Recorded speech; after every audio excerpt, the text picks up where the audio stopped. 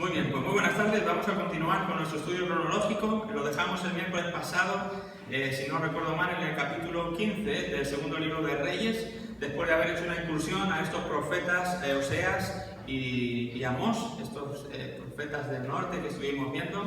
Tremenda historia la que estos hombres tienen. Y hemos perdido un poquito quizá el hilo de donde veníamos viendo la cronología que veníamos viendo, ¿verdad? Pero vamos a continuar otra vez con esta cronología, aunque vamos a volver a parar para ver a los profetas que tocan hoy, los profetas del sur, algunos de ellos. Entonces vamos a retomar en el capítulo 15 del segundo libro de Reyes para continuar con la historia. Estamos ahí viendo que entra en escena el rey Azarías, o también conocido o llamado Uzías, en el versículo 13, que dice que reinó 52 años sobre Judá, ¿verdad? En el sur, como veníamos, lo que vamos a ver hoy, en el sur. ¿Qué hizo él? ¿Cómo gobernó? ¿Cómo reinó este rey? Pues un poco vino haciendo lo mismo que había hecho su padre, que había sido obedecer, pero a medias, por así decirlo, ¿no? Obedecer a medias. Dios no bendijo las obediencias a medias de estos reyes que obedecieron de esta manera. Cuando Dios trajo avivamiento al reino del sur, fue cuando el rey puso todo su corazón y con todas sus fuerzas y con toda su alma procuró ser obediente en su vida y en su reino a todo aquello que Dios le mostraba a través de la ley. Así que tenemos una gran lección ahí, ¿verdad? Para nuestras vidas, si realmente queremos gozar de todo lo que el Señor tiene para nuestras vidas, todo aquello que Él quiere darnos y esa plenitud de vida que podemos alcanzar. Tenemos que intentar evitar esto, obedecer en estas cosas sí, pero estas otras aquí me las guardo porque es que esto me cuesta. Entonces, bueno, como ya estoy haciendo está bien, pues a lo mejor tampoco es tan importante. Bueno, sí es importante, el Señor no quiere que estemos obedeciendo según nos convenga o donde nos sea fácil, o Él quiere que de todo nuestro corazón vayamos detrás de Él, le obedezcamos en todo aquello que nos hable. Algunas cosas nos costarán más, algunas cosas nos costarán menos, pero ¿sabes qué? Para las que nos cuesten más y las que nos cuesten menos, tenemos ayuda, tanto para unas como para otras. Él está con nosotros. Él nos da la fuerza, Él nos da los recursos, Él nos da lo que necesitemos para poder realmente abrir su palabra y decir: Señor, quiero obedecerte en todo lo que tú me pidas, quiero obedecerte en todo lo que tú me mandes. Así que los reyes que obedecieron a Dios con todo su corazón son aquellos en los que vemos que Dios respaldó bendiciendo su reino y su vida con un avivamiento. Recuerdan el rey Asa, por ejemplo, el rey Josafat, y de aquí todavía nos quedan un par de ellos más, uno que vamos a ver dentro de poco, Ezequías, y luego por último el rey Josías. Fueron los 4 reyes que realmente abrieron su corazón y se pusieron como rey David a obedecerle con todo su corazón. Entonces este rey Azarías, como decíamos, había hecho una obediencia parcial. ¿Qué sucedió? Dice que Dios le hiere con lepra, ¿verdad? Porque en una de esas bajones o en uno de esos, pues no querer obedecer a Dios con todo su corazón, dice que ofrece incienso de una manera ilegal, ¿verdad? ¿Qué duro ha sido Dios? ¿O duro o no? Bueno, no duro, ¿no? Porque en un sentido Él siempre lo avisó, siempre lo dijo. Si hacen esto, estas son las consecuencias. Si hacen esto, estas son las consecuencias. Por lo tanto, si hacemos esto, luego no podemos decir que Dios es duro. Pero vemos ese ejemplo, lo vimos en su tiempo, en el Antiguo Testamento atrás, cuando estos sacerdotes también ofrecieron fuego extraño, ¿recuerdan? ¿Verdad? Ofrecieron los hijos del sacerdote fuego extraño y ahí mismo cayeron, ¡pum!, postrados y muertos. De alguna manera este hombre también hace algo ilegal, ofrece incienso en el templo y dice que Dios le hiere con lepra. Así estuvo hasta su muerte este rey Azarías o Uzías. ¿Y qué ocurrió? ¿Qué ocurría en esos tiempos cuando alguien tenía lepra? ¿Saben lo que ocurría? ¿Qué pasaba con esas personas que tenían lepra? Los sacaban fuera, ¿verdad? Para no contaminar a otras personas. En este caso era el rey. Entonces imagínate, eres el rey, tienes que estar pues, donde están los reyes, ¿verdad? En sus casas reales y gestionando y gobernando la ciudad o el reino, pero ya no puedes estar ahí. Ahora tienes que irte pues, fuera de la ciudad, lejos, ¿no? Es como, yo no sé, ¿no? Pues iba a decir el Puigdemont ahora, ¿no? Como que quiere ser gobernante, ¿no? Presidente a distancia, desde Bélgica quiere gobernar España, ¿no? Pues es complicado, ¿verdad? Porque uno requiere la presencia ahí en medio de los asuntos y estar haciendo visitas y lo que uno necesita es estar ahí. Entonces este rey ahora no puede estar ahí porque tiene lepra, se tiene que desplazar lejos de las oficinas centrales, por así decirlo. ¿Qué va a ocurrir? Lo que va a ocurrir es que durante la vida de este rey, durante su reinado, aunque él es el rey, por tener que estar desplazado, el que realmente va a estar llevando a cabo el oficio de rey, pues es así como un adjunto, por así decirlo, ¿no? Un delegado que él tiene que dejar para tratar los asuntos personalmente y él estar desde allí lejos, pues un poco haciendo lo que puede. Pero entonces este rey reinó, pero digamos en compañía de, junto a... ¿quién fue esta compañía, este delegado? Pues fue su hijo Jotam, fue el que pues llevaba realmente los asuntos del reino por la enfermedad de su padre. Vamos a ver que luego finalmente Jotam será el que tomaría el reinado. Estuvo ya cuando el padre murió, pues obviamente se hizo cargo él. Esto era del sur, ¿de acuerdo? Este fue el rey del sur que como vemos, pues bueno, la vida, pues, más o menos, un resumen de su vida sería esa. En el norte entonces tenemos a este rey, Zacarías, que será el que sucede a Jeroboam II. No confunde Zacarías con el profeta, ¿vale? Este es un rey del norte, rey de Israel. Va a ser el sucesor, como digo, de Jeroboam II, y lo va a hacer durante solo un tiempo muy corto, solamente 6 meses. ¿Y qué creen que hizo como buen rey del norte? Pues lo malo, ¿no? Lo hizo lo malo como todos sus antecesores. Ya sabemos que cuando nos habla de un rey del norte no podemos esperar nada bueno. ¿Qué dice? Que Salum conspiró contra él a los 6 meses de estar reinando este Zacarías. Salum conspira contra él y lo mató en presencia ahí de todo su pueblo, y él mismo pues se puso como rey del norte. Así que fue un reinado fugaz, por así decirlo, el de Zacarías. Salum reinó, y ¿cómo reinó? Pues menos todavía que su anterior. Dice que este hombre, Salum, solamente reinó un mes. ¿Por qué? Porque Manahem lo mató para reinar en su lugar, ¿verdad? Pues aquí, si queremos ver las leyes de la siembra y la cosecha, pues claro, cerquita está, clarito está. Este hombre mató, y de la misma manera que él subió al trono, pues de la misma manera se bajó, o le bajaron, ¿de acuerdo? Así que después de un mes, Salum pierde el reinado, y ahora es Manahem entonces el nuevo rey de Israel. Imagínense, en 7 meses 3 reyes, ¿no? En el norte, se suceden rápidamente. ¿Qué hizo Manahem? ¿Cómo le fue a Manahem? ¿Qué creen? Pues mal, ¿no? Reinó Manahem en Israel durante 10 años, haciendo lo malo ante los ojos de Jehová. El rey de Asiria, en estos tiempos ya Siria, que era la potencia mundial, ¿verdad?, del norte, ya Siria estaba conquistando, por así decirlo, ya estaba metiéndose con Israel, queriendo tomar sus territorios, queriendo pues, conquistarlos, por así decirlo. Aquí el rey de Asiria, Pul, vino a atacar a Israel, y Manahem, ¿qué hizo? Pues uno dice, como buen rey de Israel debería defender, ¿no?, su nación, y por eso estaban los reyes. Bueno, eso es lo que hace Boboam a negociar. Entonces le ofrece 1000 talentos de plata para que no le eche de su reino, para poder quedarse más tiempo ahí. Y como no los tenían, pues lo que hizo, pues el pueblo al pueblo, ¿verdad? O sea, imagínate de qué reyes estamos hablando. Para yo mantener mi posición, le cobro impuestos al pueblo, con ese dinero se lo pago a este rey para que no me saque de aquí, no me invada, no me haga nada, y yo pueda seguir reinando un poco más, ¿verdad? Pues bueno, bajo esta premisa se nos describe que estaba actuando este Manahem, este rey.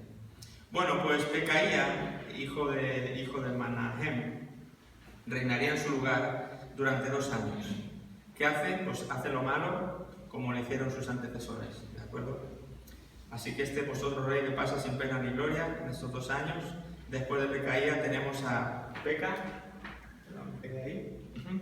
Después de Pecaía tenemos a Peca, que es el hijo de su capitán, Pecaía. El hijo del capitán conspira contra él y lo mata también, y reina en su lugar durante 20 años. ¿Qué hizo en esos 20 años? Pues hizo un rey del norte, las cosas malas. Durante su reinado, ¿qué pasó? Vino el rey de Asiria, ahora este era Tiglat-Pileser, ¿y qué hizo? Tomó varios territorios y los llevó cautivos a Siria.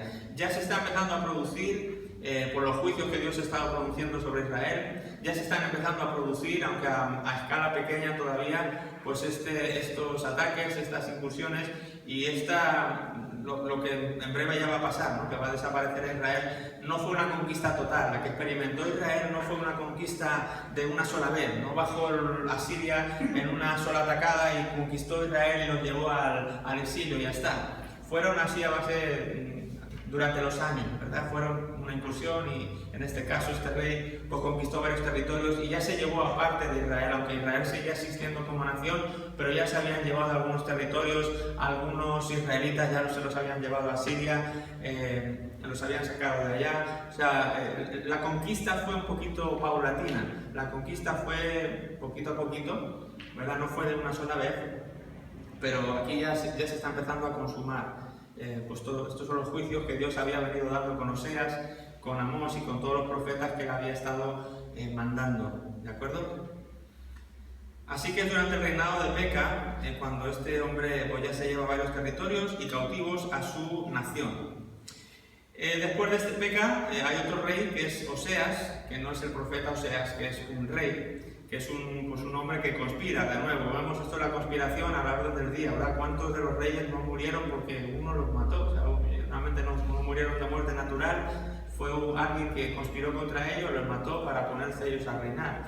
Bueno, pues Oseas, que va a ser el último rey de Israel, ya después de este, aquí se acaba, este es el último rey que va a tener Israel del norte, Oseas, pues este Oseas llegó al reinado, al trono, conspirando contra Peca, que era el rey que había ahí, lo mató y reinó en su lugar. ¿De acuerdo? Vamos a dejar ahí a Oseas porque ahora vamos a pasar al reino del sur. Dice que en el segundo año, cuando Peca todavía estaba en su segundo año, en Judá, en el reino del sur, empezó a reinar este Jotam. Recuerda quién era Jotam, hemos dicho que era este rey adjunto de su papá que tenía lepra, Uzías, estaba con lepra. Jotam había estado ayudándole a reinar con él porque por el asunto de la lepra, cuando Uzías muere, pues ya Jotam, que había estado ejerciendo básicamente como rey, pues ahora ya sí, el papá muere y a él le nombran ya rey del sur, rey de Judá. ¿Durante cuánto tiempo lo va a hacer este Jotam? Pues lo va a hacer durante 16 años, ¿vale? Los siguientes 16 años va a ser Jotam el rey del sur. ¿Qué hizo? Pues lo recto, delante de Dios, pero ¿cómo fue esa rectitud? ¿Cómo fue esa obediencia? A medias. ¿Qué hizo? Permitió que los lugares altos siguieran existiendo. ¿Ven? De ahí la importancia de lo que estamos viendo en los domingos, ¿verdad? Y lejos de ser también una cosa exhaustiva, no estamos cubriendo todas las áreas bueno, pero es un primer avance. Porque te das cuenta con lecciones como estas, que no es necesario con haber tirado la imagen de Baal, si todavía dejamos los lugares altos. ¿Sí? Porque hay muchos factores o muchos enemigos que vienen contra el cristiano, que vienen contra nosotros, queriendo mermar nuestras facultades, queriendo hacernos lo más ineficaces y ineptos posibles para la obra de Dios. El enemigo está feliz con que yo le dé una partecita de mi corazón a Dios, aunque sea me lo tomo muy en serio esa partecita. ¿Por qué? Porque realmente Dios no quiere una parte de mi corazón, Dios quiere todo mi corazón, Dios quiere toda mi vida. Y no porque la quiera porque sea egoísta, es porque Él sabe que en la medida que yo le dé mi todo, es en la medida que yo voy a ser del todo feliz y pleno. O sea, realmente Dios está pensando en ti, está pensando en mí, no está pensando en Él, cuando nos pide que le demos todo.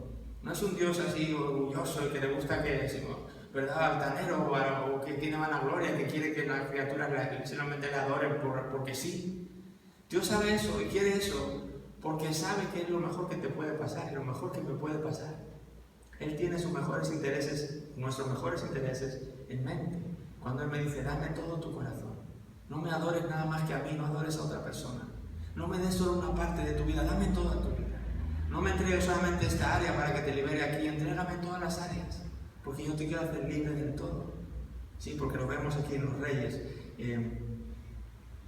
No funcionaba quitar el Baal y dejar los lugares altos, ¿verdad? O quitar el Baal y los lugares altos, pero seguir haciendo ritos que Dios no había estipulado, o consultando a adivinos, o alguna otra cosa que estos reyes hacían.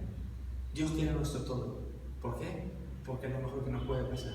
Que le demos todo nuestro corazón. Eso es lo mejor que te puede pasar, que me puede pasar a mí como cristiano. Así que por eso en los domingos son diferentes áreas, ¿verdad? Estamos viendo este área y queremos que Dios nos haga libres aquí. Y ahora esta otra área también. Y le entregamos esta área también. Y queremos repasar todas y que Dios nos dé esa vida abundante y plena en todas y cada una de las áreas de nuestra vida. Yo al menos eso es lo que quiero. Yo sé que tú también lo quieres. Así que si tú lo quieres, el Señor también lo quiere. El Señor también lo quiere. Muy bien, así que Jotam hizo lo recto, pero a medias, porque los lugares altos no los quiso quitar. Así que bueno, estando aquí en este rey, en Jotam, en el rey del sur, ya hemos visto prácticamente todos los reyes del norte. Estamos en el norte, hemos llegado a Oseas, le hemos dejado ahí pendiente con el último de los reyes, a Oseas. Hemos venido al sur para seguir cubriendo a los reyes del sur y nos hemos parado en Jotam.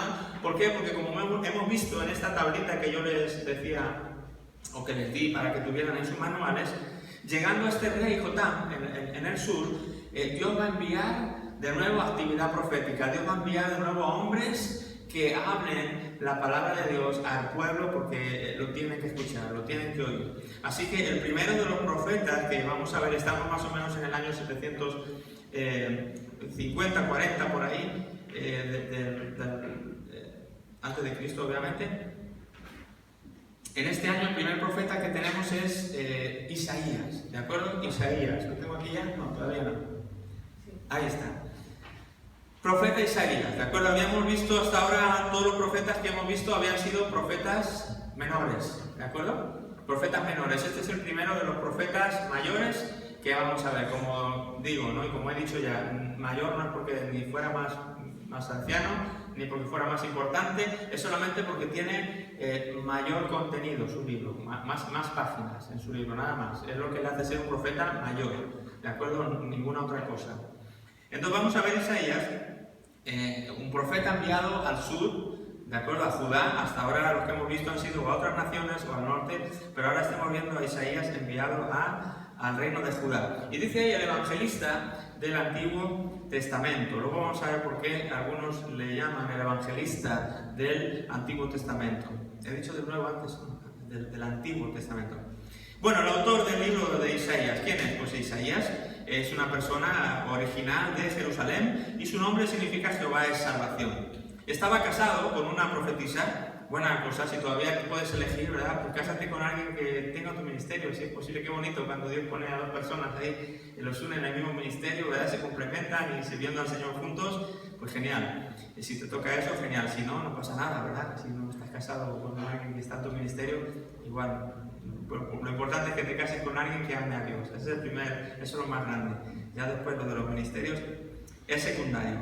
Casado con una profetisa, según leemos en el capítulo 8 y en el versículo 3, y con varios hijos. Además de profeta, dice que era predicador en la corte, estadista, poeta, consejero de reyes. ¿De acuerdo? Así un poco como hablábamos antes de Billy Graham, ¿no? Y del discurso que ha dado Trump ahora en favor de él y la repercusión que ha tenido en los Estados Unidos el ministerio de este gran evangelista. Era un poco lo mismo, ¿verdad? Decíamos que Billy Graham ha sido el asesor o uno de los asesores de todos los presidentes de los Estados Unidos con los que él vivió. Aconsejó a Bill Clinton cuando tuvo su escándalo con Mónica Lewinsky, aconsejó a Bush con sus problemas de adicción al alcohol, etc. Todos los presidentes que hubo, fueran del partido que fueran, Billy Graham estaba en su cámara ahí de cerca como consejero. Obviamente también fue predicador y fue escritor, tiene muchos libros. Podría ser un Isaías, ¿verdad? Moderno, Billy Graham. Qué buen legado nos deja este señor, que bueno, ojalá Dios levante en nuestra generación muchas personas que continúen en la antorcha que él nos ha dejado. Pero bueno, entonces decíamos que este hombre, aparte de profeta, era todo esto que hemos dicho, muy cercano, una persona muy cercana a los reyes, cercano a la corte, todo lo contrario de lo que veíamos antes con Amós, el último de los profetas que vimos. Decíamos que era un profeta del campo, un profeta rural, y ahora tenemos un profeta real, por así decirlo, ¿no? Que está en la corte, que está codeándose con las altas esferas de la sociedad. Da igual, ¿verdad? Lo que Dios te llame, no son las esferas lo que importa, no es al final el alcance eterno del ministerio lo da Dios. No importa, tan importante, tanto valor tiene para Dios un rey como un campesino. O sea, a ojos de Dios, al final somos personas que valemos todas igual, que estamos haciendo distintas funciones, nada más. Pero en este caso a Isaías le tocó codearse con todas estas personas. Su actividad profética fue larga, entre los años 740 y 687 estuvo todo su ministerio, como 60 años. Y estuvo bajo el reinado de este rey Jotam, pero no solamente de él, también de Acaz, y también de Ezequías, y también de Manasés. ¿de acuerdo? O sea, que pasaron en el ministerio de, como igual hablábamos de Billy Graham, que estuvo Clinton, que estuvo Bush, que estuvo el otro, pues igualmente con la actividad profética de Isaías tenemos a Jotam, Acaz, Ezequías y Manasés, que este último pues fue un rey malvado, perverso, aunque no era del norte, era del sur, pero en el sur, como hemos visto, también hubo reyes malos. Dice que le dio muerte a cerrarlo en dos, eso es lo que cuentan, ¿verdad? Que Isaías murió de esa manera. Entonces, bueno, pues uno de los mártires, ¿verdad?, que hemos tenido, que seguramente su sangre no ha sido en vano, que sigue aclamando desde la tierra y Dios escuchó esa sangre y Dios está en sus plazos y en sus tiempos. Él tendrá el juicio un día y lo pondrá todo en orden. Pero este hombre murió de esta manera, después de tener este largo ministerio. Este rey mandó ejecutar, le mandó acabar con su vida. En el libro de Hebreos, cuando se habla, recuerda, cuando habla de los héroes de la fe y habla de que algunos aserrándolos, pues bueno, los teólogos creen que ahí está hablando, haciendo referencia a Isaías, que murió de esa manera. Vale, un pequeño bosquejo del libro. Tenemos, para hacerlo sencillo, 3 partes, unas profecías de castigo, que son los 35 primeros capítulos.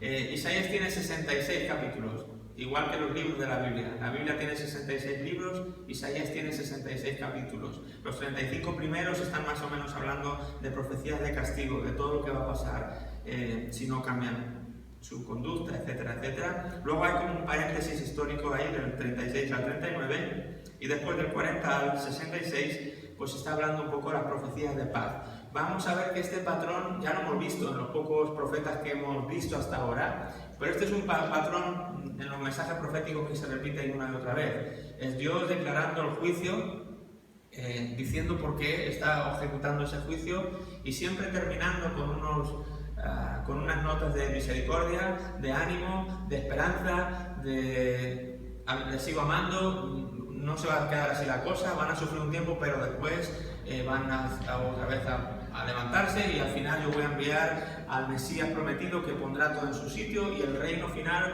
donde ya todas las cosas, ¿verdad?, se arreglarán y la historia termina bien.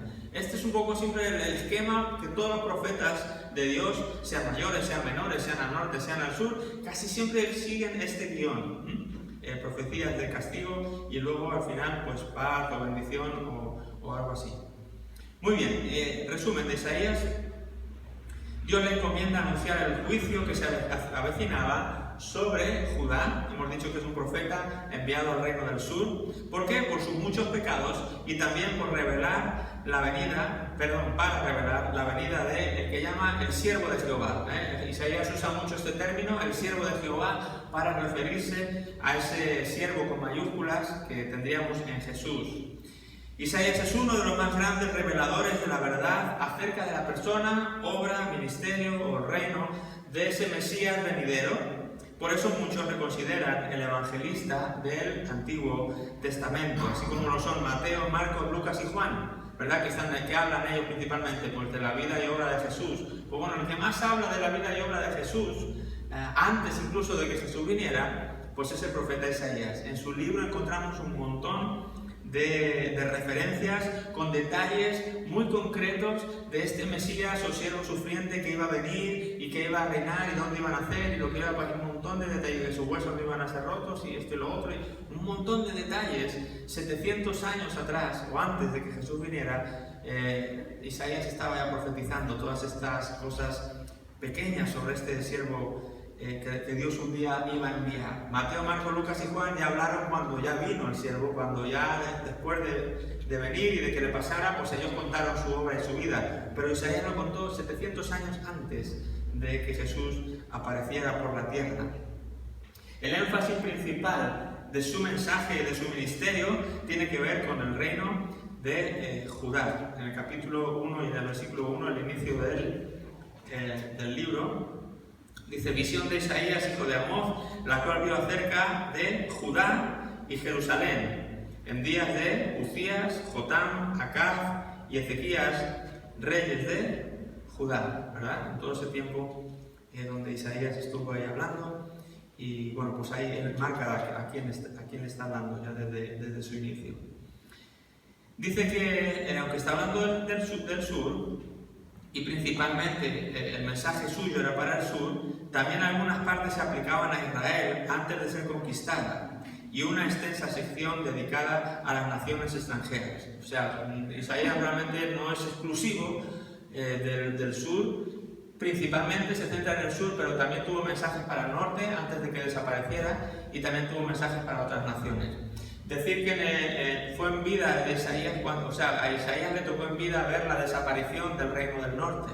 ¿De acuerdo? Nosotros no lo hemos visto todavía porque estamos un poco saltando, ¿verdad? Y juegas aquí con un lazo de 60 años que están pasando cosas y es difícil llevarlo todo súper al detalle.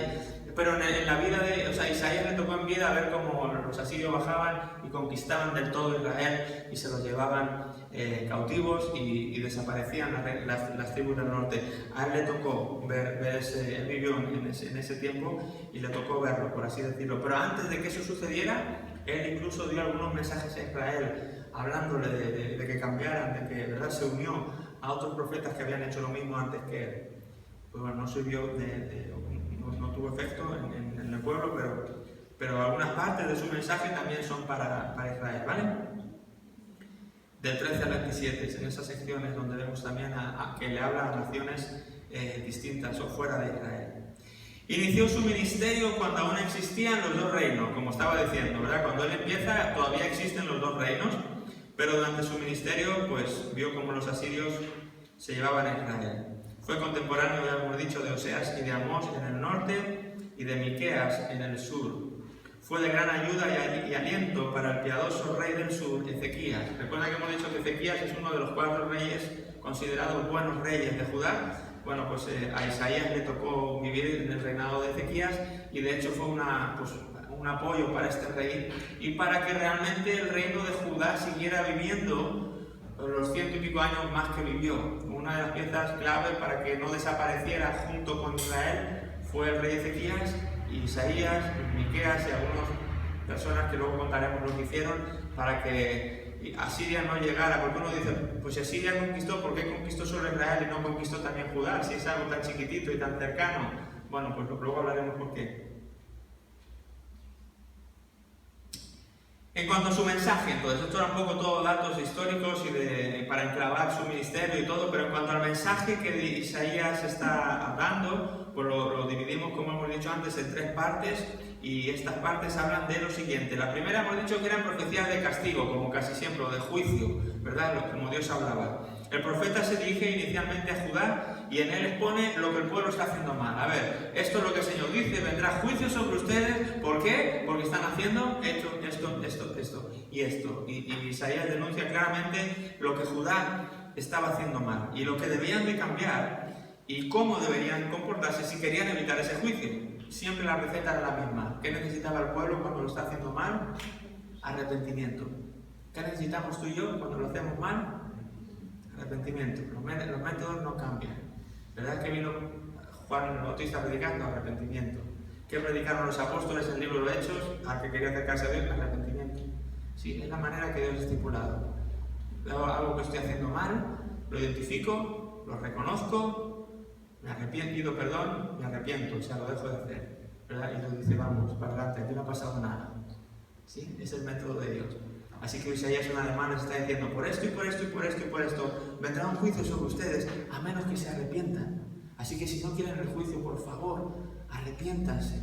Es el mensaje de Isaías.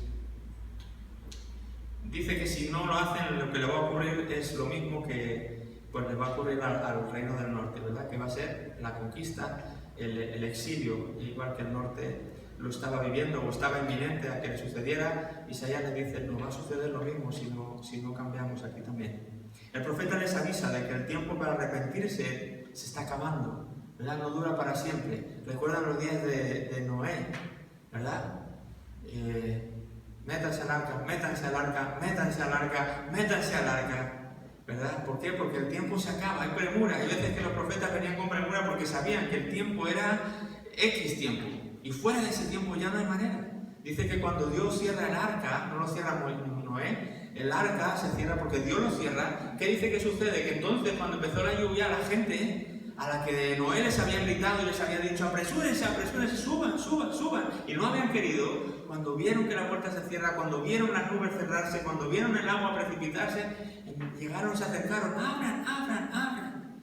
¿Y qué hizo Noé? ¿Les abrió la puerta? Pues le hubiera encantado al hombre abrirla, pero resulta que no la había cerrado él. Y una cosa que Dios cierra, ningún hombre la abre. Por lo tanto, el tiempo se había terminado, ya no había ocasión, ya no había tiempo. Y se nos avisa, así será un día también, ¿verdad? Como en los días de Noé, sucederá cuando venga el Hijo del Hombre. ¿Qué nos está queriendo decir? Muchas cosas. No significa que estemos en un arca de madera, y no, es metafórico, pero en cuanto a esto del tiempo es lo mismo. Estamos en este periodo de gracia en el que Dios nos está, a través nuestro, está implorando a la gente: vengan, vengan, vengan, arrepiéntanse, porque esto se acaba, esto no es para siempre. Porque cuando Dios diga cierro, ya no vamos a poder hacer nada. Se acabó, el tiempo es ahora. Y en ese tiempo pues estaban a tiempo de arrepentirse. Isaías se lo estaba diciendo: estamos en el tiempo, aunque se está acabando, aún es tiempo, por favor, reaccionen. Bueno, pues no, al parecer no consiguieron reaccionar.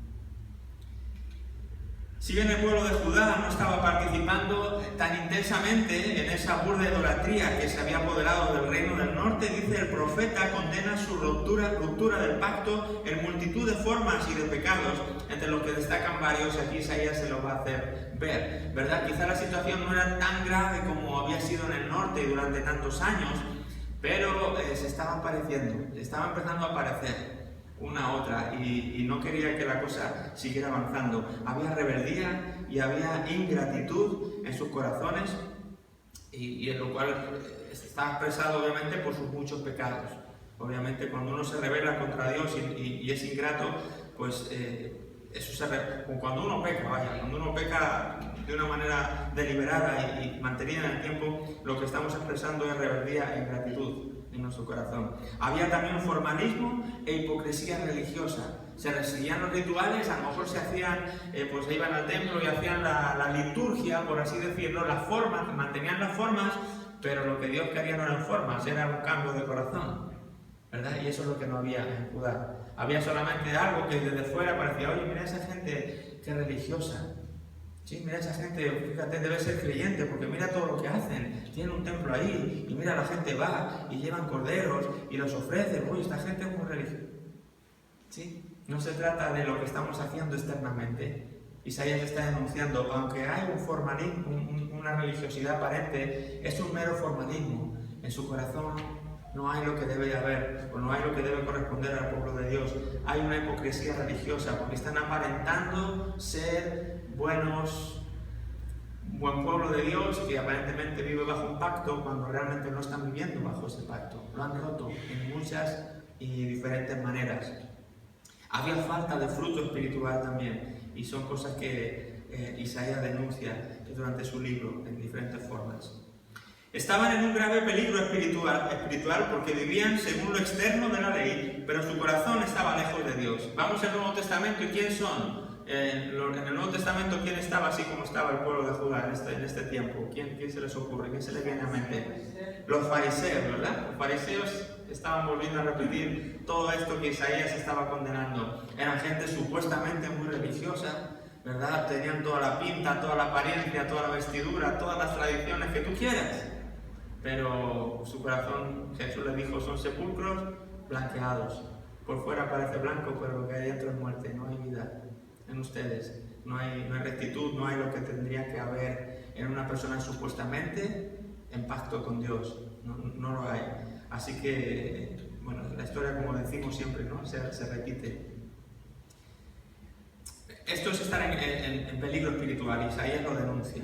Y después de exponer el pecado y de advertir de la disciplina que Dios va a tener que ejecutar si no cambian, pues también les habla sobre el Mesías y sobre ese reino del Mesías, y como decíamos antes, con un montón de detalles de lo que es referentes a ese Mesías prometido o venidero. Dice que nacería de una virgen, eso lo profetiza Isaías.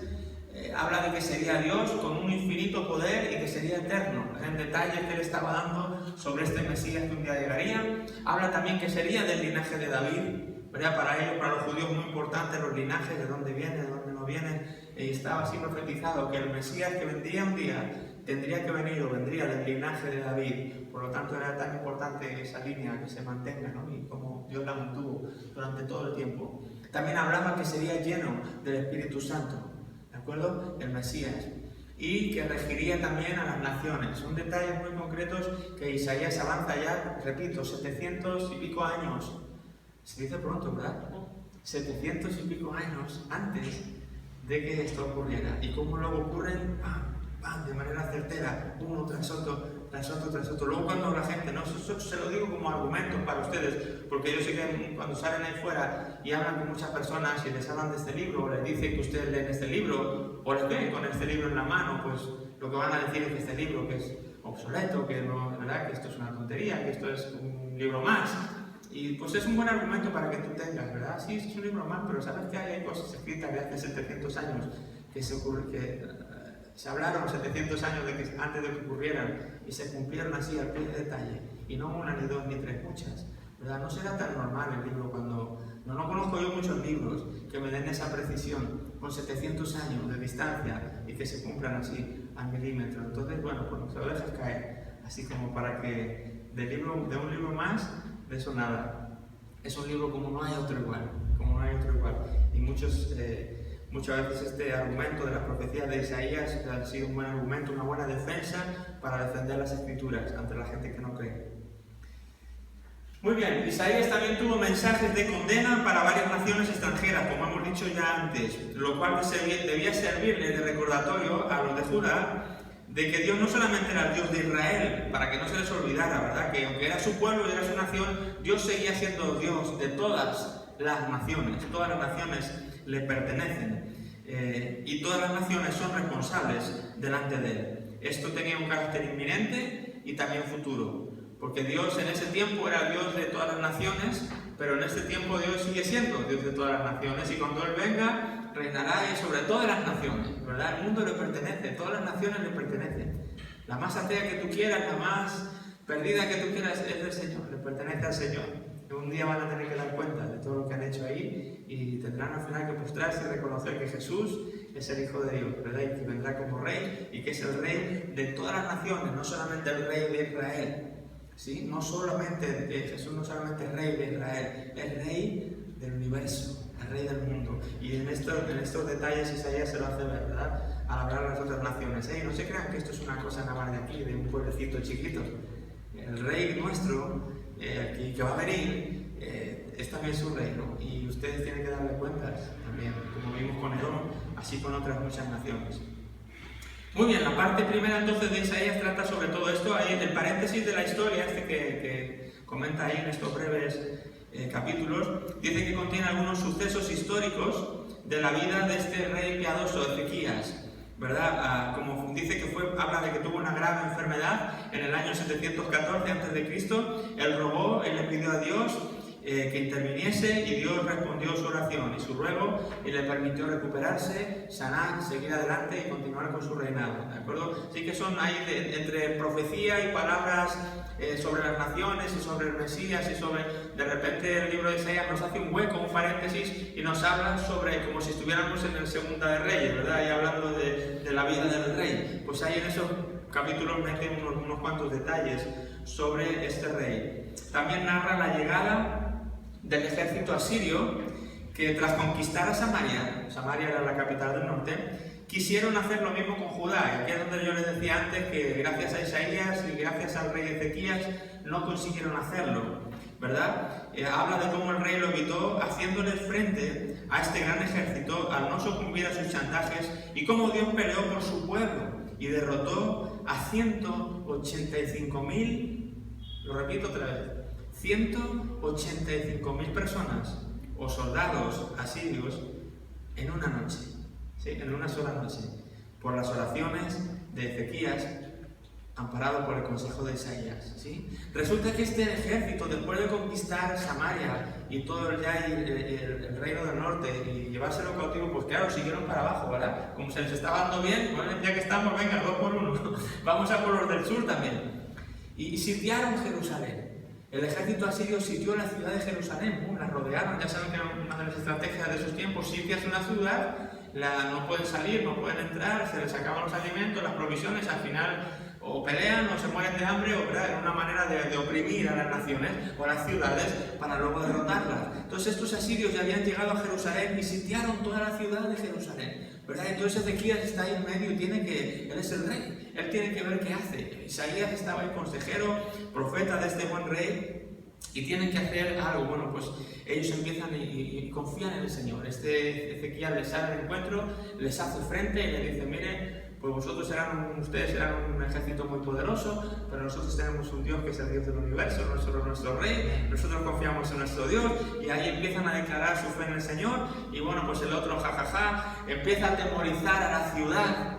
Les empieza a decir: a ver, los habitantes, ¿verdad? Porque todo esto aparentemente es como en una plaza pública, por así decirlo, cuando este rey le está confrontando a Ezequías, y Ezequías está hablando con este rey y le dice: no le escuchen, ¿verdad? O van a hacer caso a lo que está diciendo. ¿Acaso su Dios le va a librar a ustedes cuando no ha librado a los de Samaria? Venimos de conquistarlos, se lo recuerdo, ¿verdad?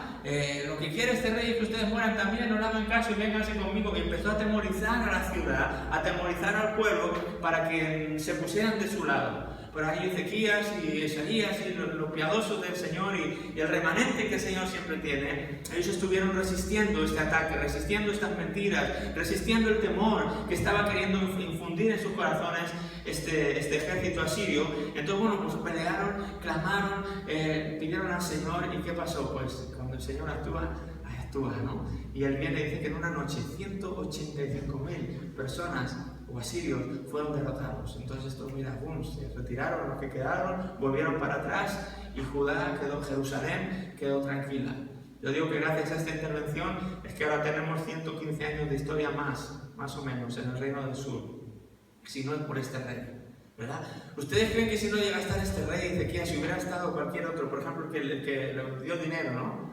Pues hay muchas maneras de manejar las cosas. Otro rey hubiera dicho: no, pues mira, yo te doy un dinero, o quédate con él. Yo no sé lo que hubiera hecho, ¿verdad? Pero de no haber estado un rey piadoso, un rey que tenía su fe depositada en el Señor, pues probablemente la historia de Judá se hubiera acabado juntamente con la de Israel. Pero no fue así. Clamaron al Señor y el Señor respondió. El Señor escuchó su oración y fue más poderoso que 185.000 personas. ¿Te has parado a pensar lo que es eso? 185.000 personas. Siempre lo digo, una de las multitudes más grandes que a veces cuando vas a un estadio de fútbol, por ejemplo, ¿no? Que juntan 80.000 personas.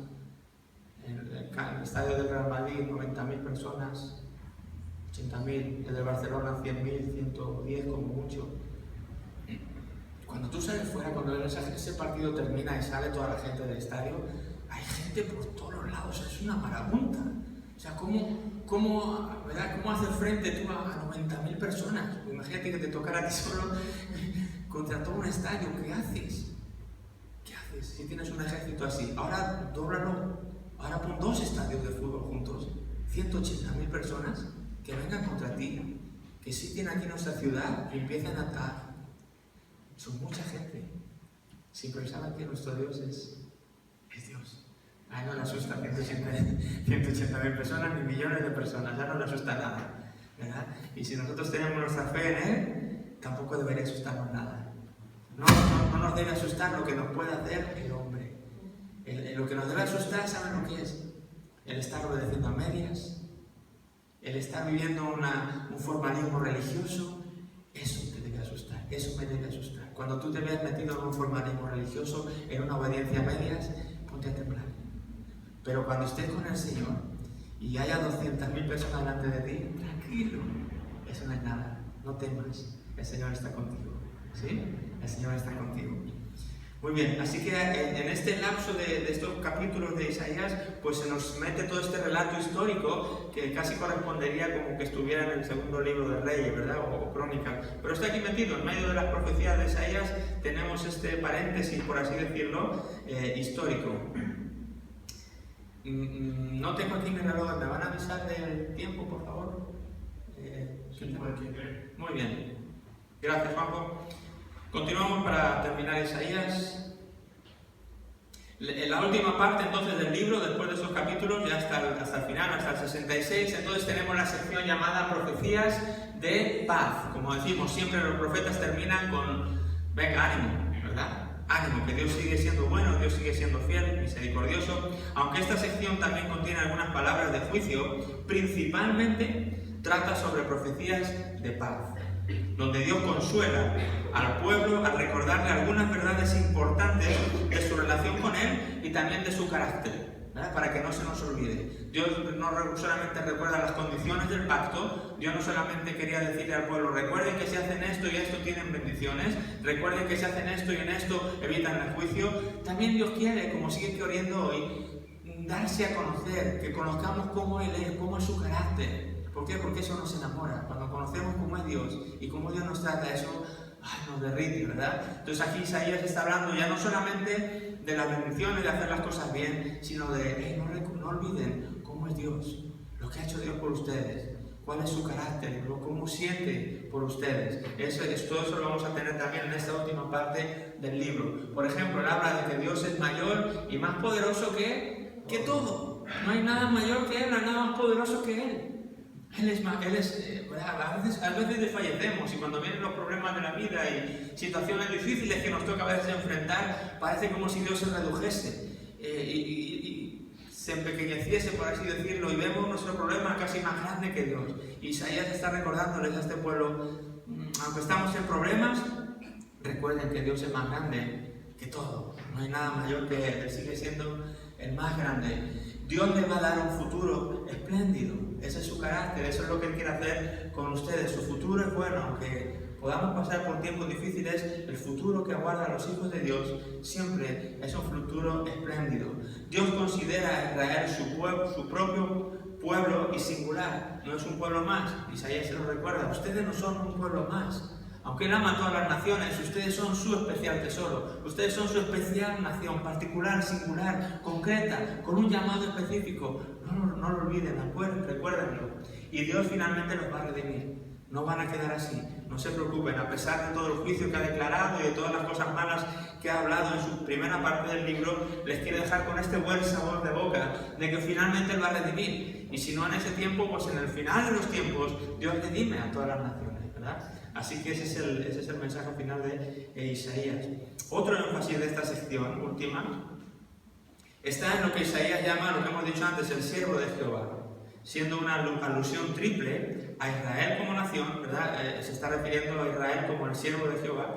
También lo está hablando del remanente piadoso, ¿verdad? De esos que decíamos antes, que no cayeron en idolatría, que no cayeron en cosas así. Siempre ha habido un remanente, un grupo de gente fiel, que en medio de cuando todo estaba mal, ellos perseveraron. Entonces también está refiriéndose a ellos como el siervo de Jehová, pero finalmente y principalmente con esa frase se está refiriendo al Mesías venidero, al Mesías prometido.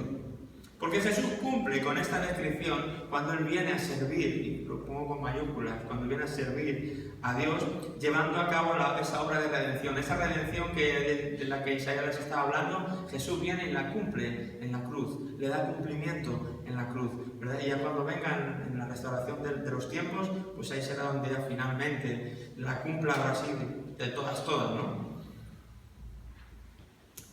El punto culminante, dice aquí, es el capítulo 52, 13, del 52, 13 al 53, el 12, donde dice que el siervo sufriente lleva los pecados de todo el pueblo, ¿verdad? Yo creo que a Israel se acordarían de lo que era el cordero, ¿verdad? El día de la expiación que se hacía en el templo, como ese cordero que la sangre rociada pues quitaba los pecados de todo el pueblo. Isaías habla de que va a venir ese siervo y que va a hacer eso mismo, una redención total. Ellos entendían muy bien los judíos el término de la redención. Apuntaba al futuro, apuntaba a la obra de Jesús en la cruz. Isaías termina su mensaje como la mayoría de los profetas, lo hemos dicho, con un ánimo para el pueblo, porque al final Dios es fiel. En su paciencia y en su misericordia, Él nunca va a desechar a Israel, y el futuro será glorioso cuando llegue el reinado del Mesías. Así que Isaías termina como terminan la mayoría de los profetas, animando al pueblo a que miren hacia adelante, a que miren al futuro, y aunque les toque sufrir, lo que viene por delante es bueno. Muy bien, pues creo que lo vamos a dejar aquí, porque ahora nos tocaría Miqueas, que aunque es un libro corto, prefiero dejarlo para el próximo miércoles. Terminamos este profeta y ya terminamos la historia hasta el capítulo 17 del segundo libro de Reyes, que es donde se nos cuenta ya la desaparición del reino del norte, cómo realmente ya son llevados, cautivados o capturados por los asirios y llevados cautivos. ¿Les parece? Lo dejamos aquí. Entonces, ¿hay alguna pregunta? ¿Hay algo que...? Yo sé que el resto de los profetas se hace un poquito pesado, ¿no? Quizá es un poquito repetitivo, casi todos los profetas son más o menos la misma historia, pero bueno, conviene poder verlo, poder ver las diferencias, apreciar que ha habido profetas rurales, profetas reales, que a Dios le ha bastado, ha usado a gente de cualquier edad, para que uno no piense, uy, no, para ser profeta hay que ser... No, no tienes que ser nada, tienes que simplemente que Dios te diga tú, y ya está, seas lo que seas como seas, tú le vales a Dios. David.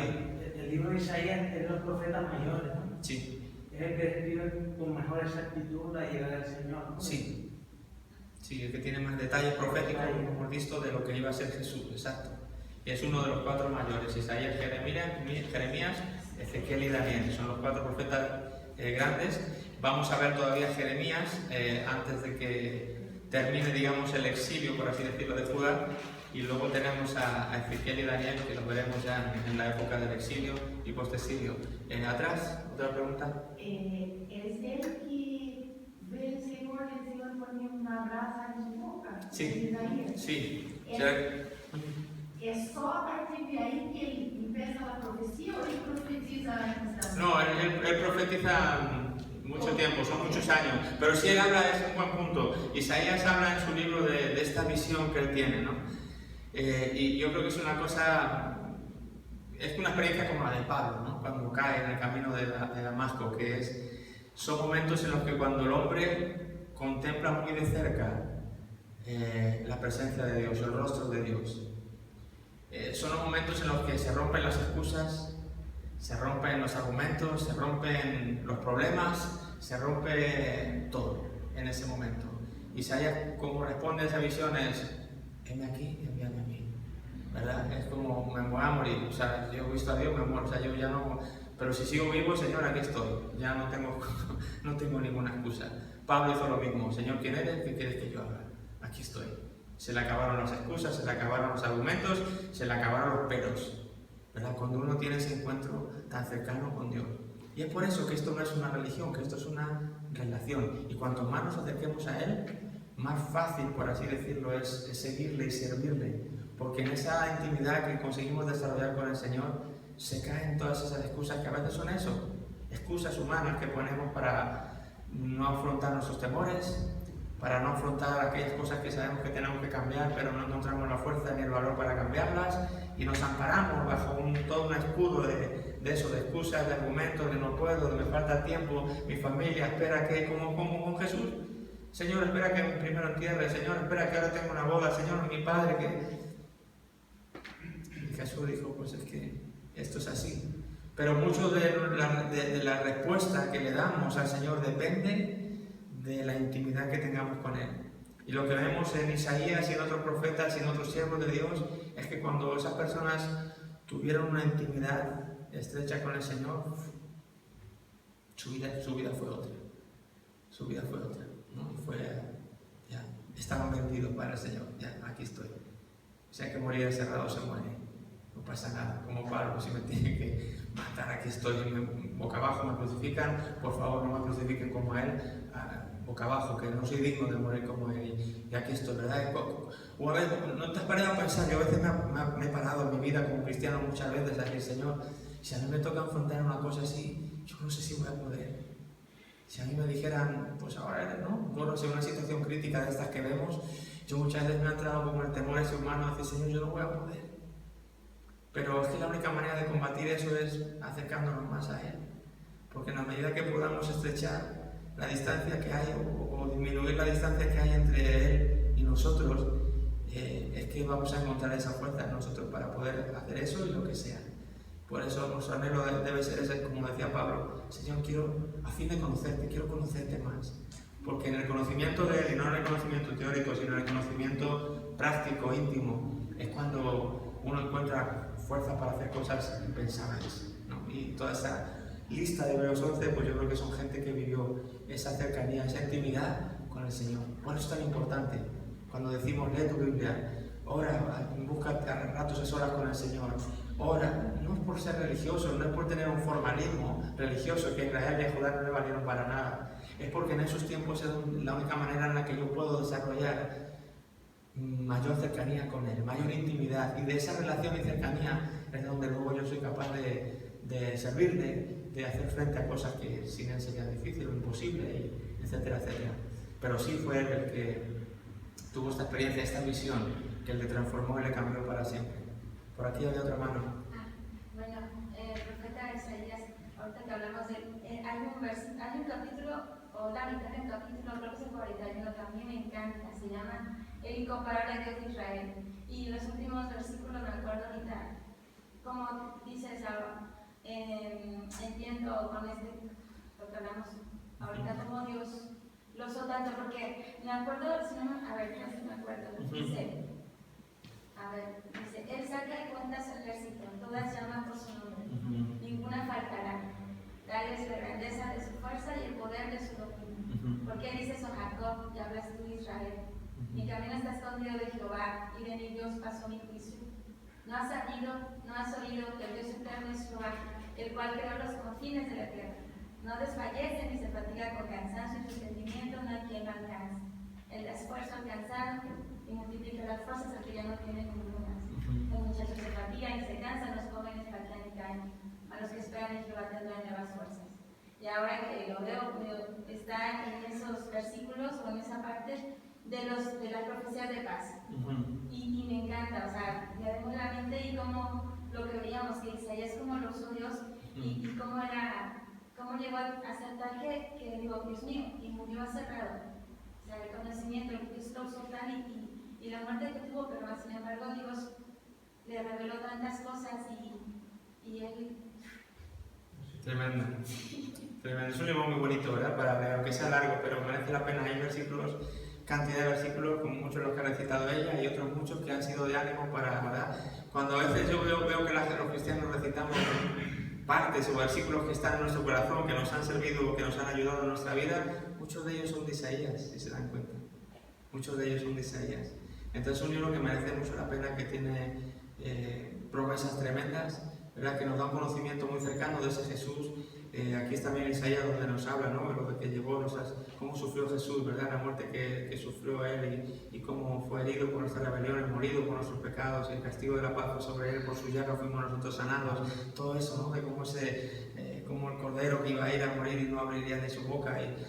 Bueno, tiene descripciones tremendas y pinta unos paisajes espirituales tremendos. Entonces, es un libro que es muy bonito, es un libro que es muy bien escrito y de mucho ánimo para los creyentes, ¿no? Yo diría, todos, obviamente todos, pero Isaías tiene porciones muy bonitas como la que nos leyó América también. ¿Alguien más? Yo. Alejandro. Que hasta este libro se oye que habla de las naciones. Sí.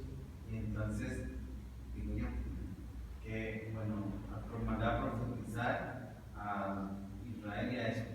Y Dios era dueño de las naciones. Entonces las otras naciones no oían de él, ¿no? No oían tanto como oían Israel y Judá, ¿no?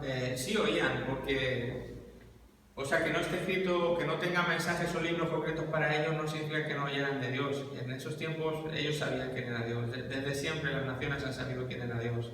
Desde que salieron de Egipto, ¿verdad? Como nación, la gente de otras naciones sabía que Dios abrió el mar para Moisés. De todas esas cosas no había internet y no había lo que hay hoy, pero no hacía falta. Esas cosas se sabían y se oía, se decían, muchos iban a pelear y decían, no, es que su Dios hace esto, su Dios es el que hizo.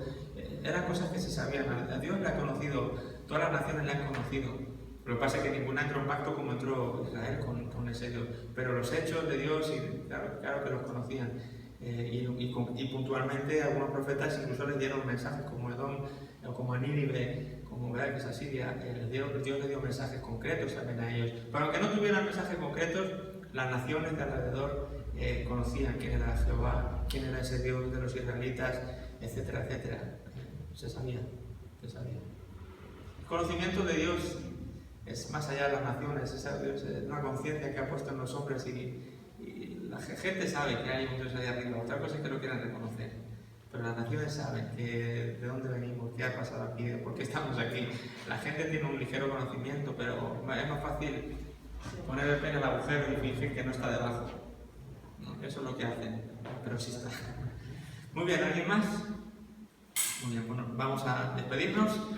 Y ya llegó la hora. Damaris, si nos quieres despedir en oración, por favor. Sí, Señor, queremos darte gracias por habernos dejado estudiar tu palabra. Gracias, Señor.